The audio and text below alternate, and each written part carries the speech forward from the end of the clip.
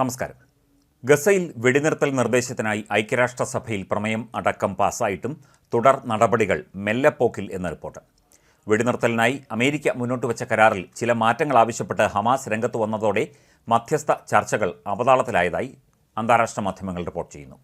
ഹമാസിൻ്റെ ആവശ്യങ്ങളിൽ ചിലത് പ്രായോഗികമല്ലെന്നും എന്നാൽ വിടവുകൾ നികത്താനുള്ള ശ്രമങ്ങൾ തുടരുകയാണെന്നും American state secretary Antony Blinken അറിയിച്ചു. വെടിനിർത്തൽ വൈകുന്നതിന് കാരണം ഹമാസ് മാത്രമെന്ന് US പ്രസിഡന്റ് ജോ ബൈഡൻ ആരോപിച്ചു. കരാറിൽ ഹമാസ് ഒപ്പുവയ്ക്കാത്തതാണ് വെടിനിർത്തൽ നീളാൻ കാരണം എന്നാണ് ബൈഡന്റെ ആരോപണം. 3 ഘട്ടങ്ങളിലായി ഗസയിൽ വെടിനിർത്തൽ വ്യവസ്ഥ ചെയ്യുന്ന അമേരിക്കൻ പ്രമേയത്തെ സ്വാഗതം ചെയ്ത് ഹമാസും ഇസ്ലാമിക് ജിഹാദും തങ്ങളുടെ പ്രതികരണം മധ്യസ്ഥ രാജ്യങ്ങൾക്ക് കൈമാറിയിരുന്നു. ഹമാസ് മുന്നോട്ട് വച്ച എല്ലാ ഭേദഗതികളും സ്വീകാര്യമല്ലെങ്കിലും വെടിനിർത്തൽ യാഥാർത്ഥ്യമാക്കാൻ മുഴുവൻ നീക്കവും തുടരും എന്നായിരുന്നു അമേരിക്കൻ പ്രതികരണം. എന്നാൽ ഇസ്രായേലിനെ കരാറിനായി പ്രേരിപ്പിക്കാൻ അമേരിക്ക യാതൊന്നും ചെയ്യുന്നില്ല എന്ന പരാതി ശക്തമായിരിക്കെയാണ് ഹമാസിനെ കുറ്റപ്പെടുത്തി ജോ ബൈഡന്റെ പ്രതികരണം. ഹമാസിന്റെ കടുംപിടുത്തവും യാഥാർത്ഥ്യത്തിന് നിരക്കാത്ത ഭേദഗതി നിർദ്ദേശങ്ങളും വെടിനിർത്തൽ ചർച്ചകൾക്ക് വിലങ്ങുതടിയാണെന്ന് അമേരിക്കൻ സ്റ്റേറ്റ് സെക്രട്ടറിയും കുറ്റപ്പെടുത്തി. മധ്യസ്ഥ ചർച്ചകൾക്കായി സ്റ്റേറ്റ് സെക്രട്ടറി ഖത്തറിൽ എത്തിയിരുന്നു. ഹമാസിന്റെ ചില ആവശ്യങ്ങൾ മുൻ ചർച്ചകളിൽ പരിഗണിച്ചിരുന്നു എന്നും അദ്ദേഹം വ്യക്തമാക്കി. നിർദ്ദേശത്തിന് UN രക്ഷാസമിതി കഴിഞ്ഞ ദിവസം അംഗീകാരം നൽകിയിരുന്നു. ഇസ്രായേൽ നിർദ്ദേശം അംഗീകരിച്ചു എന്ന് അമേരിക്കയും അറിയിച്ചു. എന്നാൽ ഇസ്രായേൽ ഇത് ഔദ്യോഗികമായി വ്യക്തമാക്കിയിട്ടുമില്ല. അതേസമയം ഗസ യുദ്ധത്തിന്റെ പ്രാരംഭഘട്ടത്തിൽ ഇസ്രായേൽ മനുഷ്യരാശിക്കെതിരായ കുറ്റകൃത്യങ്ങൾ ചെയ്തെന്ന് ഐക്യരാഷ്ട്ര സംഘടനയുടെ സ്വതന്ത്ര കമ്മീഷന്റെ അന്വേഷണ റിപ്പോർട്ട് പുറത്തുവന്നു. ഇസ്രായേലും ഹമാസ് അടക്കമുള്ള ഫലസ്തീൻ സായുധ ഗ്രൂപ്പുകളും യുദ്ധക്കുറ്റങ്ങൾ ചെയ്തെന്നും റിപ്പോർട്ടിൽ ചൂണ്ടിക്കാട്ടുന്നു. ഇസ്രായേൽ അന്താരാഷ്ട്ര മനുഷ്യാവകാശ നിയമങ്ങളുടെ ലംഘനങ്ങൾ നടത്തി. പട്ടിണിയെ യുദ്ധരീതിയായി പ്രയോഗിച്ചു. ഗസയിൽ ആഹാരം, വെള്ളം, മരുന്ന് തുടങ്ങിയ അവശ്യവസ്തുക്കൾ ഉറപ്പാക്കുന്നതിൽ പരാജയപ്പെട്ടെന്ന് മാത്രമല്ല മറ്റുള്ളവർ ഇവ വിതരണം ചെയ്യുന്നത് തടയാനും ശ്രമിച്ചു. ഗസയിലെ സാധാരണ ജനങ്ങൾക്ക് നേരെ വ്യാപക ആക്രമണവും ക്രൂരതകളും നടത്തിയെന്നും റിപ്പോർട്ടിൽ പരാമർശിക്കുന്നു. അതേസമയം റിപ്പോർട്ടിനെ ഇസ്രായേൽ തള്ളി. ഗസയിൽ കൊല്ലപ്പെട്ടവരുടെ എണ്ണം 37,200 കടന്നു. അതേസമയം ഇസ്രായേലിൻ്റെ വടക്കൻ അതിർത്തിയിൽ സ്ഥിതി പ്രക്ഷുബ്ധമാണ്. നൂറുകണക്കിന് മിസൈലുകളും ഷെല്ലുകളുമാണ് ഇസ്രായേൽ സൈനിക കേന്ദ്രങ്ങൾക്ക് നേരെ ഹിസ്ബുള്ള അയച്ചത്. ഇതേ തുടർന്ന് വൻ തീപിടുത്തവും ഉണ്ടായി. മണിക്കൂറുകൾ കഠിനാധ്വാനം നടത്തിയാണ് തീയണച്ചത് എന്ന് ഇസ്രായേൽ മാധ്യമങ്ങൾ റിപ്പോർട്ട് ചെയ്യുന്നു. ഹിസ്ബുള്ളയുടെ ആക്രമണം രൂക്ഷമായതോടെ ഇസ്രായേൽ പ്രദേശത്തേക്ക് കൂടുതൽ സൈന്യത്തെ അയച്ചിട്ടുണ്ട്.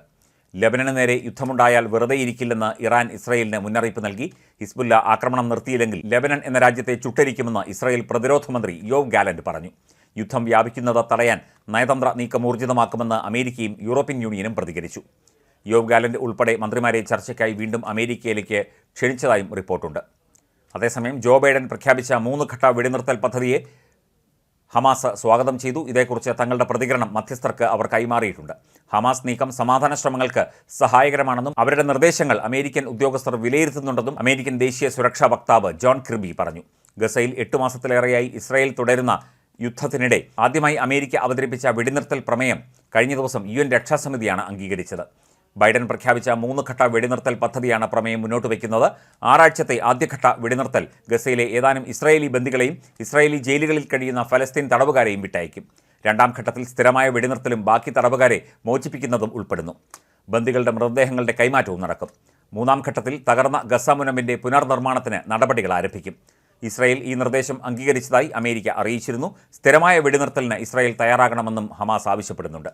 തങ്ങളുടെ നിബന്ധനകൾ അംഗീകരിച്ചാൽ ബൈഡൻ മുന്നോട്ട് വെച്ച കരാർ നടപ്പാക്കാൻ തയ്യാറാണെന്ന് ഹമാസും ഫലസ്തീൻ ഇസ്ലാമിക് ജിഹാദും അറിയിച്ചു. ഹമാസിന്റെ മറുപടി ലഭിച്ചതായി ഇരു രാജ്യങ്ങൾക്കുമിടയിൽ മധ്യസ്ഥത വഹിച്ച ഖത്തറും ഈജിപ്തും സ്ഥിരീകരിച്ചു. ഗസയിലെ യുദ്ധം പൂർണ്ണമായി നിർത്തണമെന്നും ഫലസ്തീൻ ജനതയുടെ താൽപ്പര്യങ്ങൾക്ക് മുൻഗണന നൽകുന്ന മറുപടിയാണ് തങ്ങൾ നൽകിയത് എന്നും ഗസയിൽ നടത്തുന്ന ആക്രമണം പൂർണ്ണമായി അവസാനിപ്പിക്കണമെന്നും കഴിഞ്ഞ ദിവസം ഹമാസ് പുറത്തിറക്കിയ പ്രസ്താവനയിൽ ആവശ്യപ്പെട്ടിരുന്നു. യുദ്ധം അവസാനിപ്പിക്കുന്നതിന് ക്രിയാത്മകമായി ഇടപെടാൻ തങ്ങൾ തയ്യാറാണെന്നും ഹമാസ് അറിയിച്ചു. ഗസ വെടിനിർത്തൽ പദ്ധതിയോടുള്ള പ്രതിബദ്ധത ഇസ്രായേൽ പ്രധാനമന്ത്രി ബെഞ്ചമിൻ നെതന്യാഹു ആവർത്തിച്ചിട്ടുണ്ടെന്നും ഹമാസിന്റെ പ്രതികരണത്തിനായി ലോകം കാത്തിരിക്കുകയാണെന്നും American state secretary Antony Blinken നേരത്തെ വ്യക്തമാക്കിയിരുന്നു.